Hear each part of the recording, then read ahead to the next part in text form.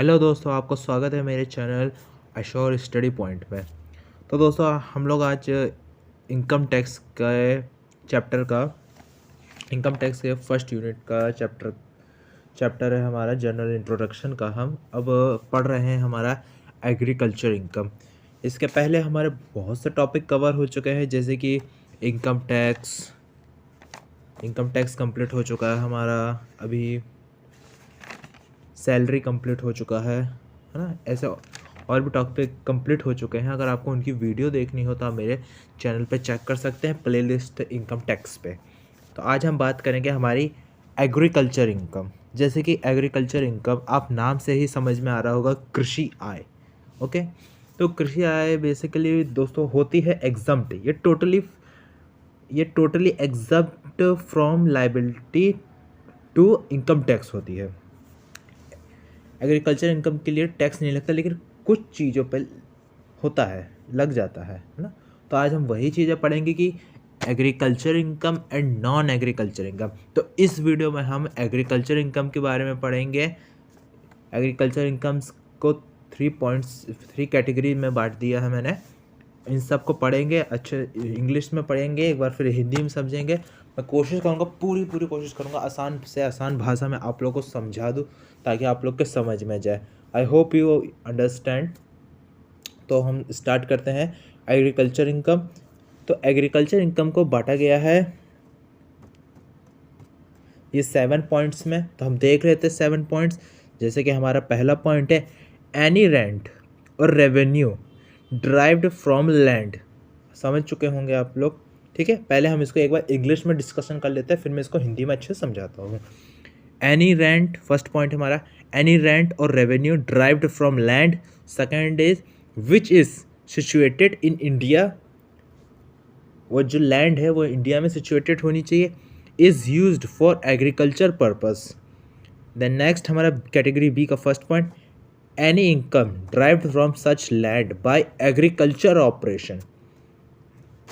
Second है any process of cultivator और receive of rent in kind which render the produce fit for the market. Next point, the sale of such produce.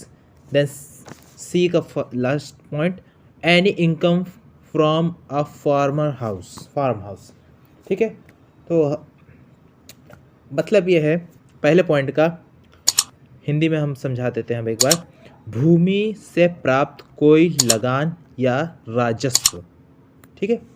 पहला point मतलब कि अगर किसी को income हो रही है तो वो उस लैंड से होनी चाहिए। ओके।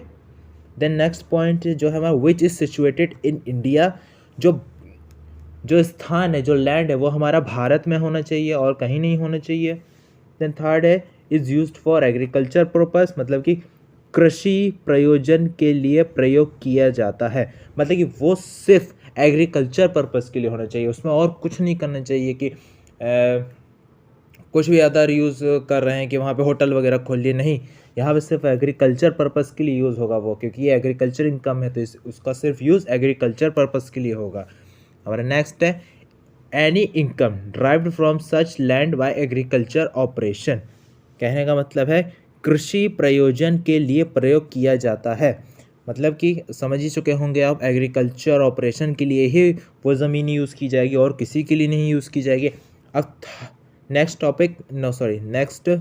बी का सेकेंड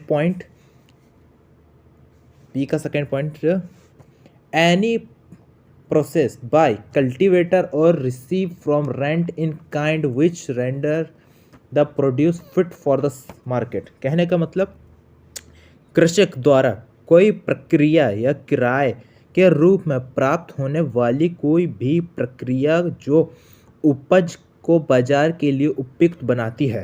कहने का मतलब ये है कि अगर जो एग्रीकल्चर की जो प्रोसेस में है, जैसे कि किसी को बीनना, छानना, गेहूँ वगैरह है उसको बीनना, छाना, वो जो प्रोसेस है उसमें अगर कोई व्यक्ति इन्वॉल्व है तो वो भी एग्रीकल्चर इनकम का ही हिस्सा होगी। ठीक है। नेक्स्ट है हमारी the sale of, category B का थर्ड है अपना ये, the sale of such produce. ऐसी उपज की बिक्री, मतलब कि किसी ने उसको वहाँ पे कुछ उगाया और फिर उसको बेच दिया ना, वो भी हमारी एग्रीकल्चर इनकम की होगी। तो हमारा सी का फर्स्ट जो कि लास्ट है हमारा point, any income from a farm house, मतलब फार्म हाउस से है क्या, फार्म हाउस वाला नहीं जो कि रह ले लिया वहाँ पे रह रहे हैं वो वाला फार्म हाउस नहीं, फार्म हाउस है मतलब कि जहाँ पे सब्जियाँ वगैरह को रखते हैं, धोते वगैरह है ना, उस रूप में यूज़ करना है, तो वो भी हमारी एग्रीकल्चर इनकम होती है। ठीक है दोस्तों, तो एक बार हम इसको इंग्लिश में इसको अच्छे से सारे पॉइंट्स को रीड कर लेते हैं और एक बार हिंदी में अच्छे से। Okay, category A first, any rent और रेवेन्यू ड्राइव्ड फ्रॉम लैंड। एक second, which is situated in India. A third, is used for agriculture purpose. B first, any income derived from such land by agriculture operation. B second, any process by cultivator or received from rent in kind which render the produce fit for the market. B third, the sale of such produce. And C first, any income from a farmhouse. ठीक है, हिंदी में ए first, भूमि से प्राप्त कोई लगान या राजस्व। ए second, जो भारत में स्थित है। ए थर्ड, कृषि प्रयोजन के लिए प्रयोग किए जाता है। बी फर्स्ट, कृषि प्रयोजन के लिए प्रयोग किया जाता है। बी सेकेंड, कृषक द्वारा कोई प्रक्रिया या किराए के रूप में प्राप्त होने वाली कोई भी प्रक्रिया जो उपज को बाजार के लिए उपयुक्त बनाती है। ठीक है, बी थर्ड, ऐसी उपज की बिक्री। सी फर्स्ट, फार्म हाउस से कोई आए, मतलब वहाँ पे हमने किराए से फार्म हाउस दिया उसको कि आप वहाँ पे अपना कृषि वाला काम करिए, वहाँ पे सब्जियाँ वगैरह जो भी हुई, उपज वगैरह हुई है उसको रखिए ना, तो वो भी एक तरह की एग्रीकल्चर इनकम ही होगी। आई होप दोस्तों कि आप लोगों को सब समझ में आया होगा, सब अच्छे से अंडरस्टैंड कर पा रहे हैं। तो वीडियो को लाइक करिए, शेयर करिए, और अगर कुछ समझ में नहीं आता तो आप मुझे कमेंट कर सकते हैं, मैं उसके आंसर देने की पूरी कोशिश करूँगा। ठीक है दोस्तों, थैंक यू।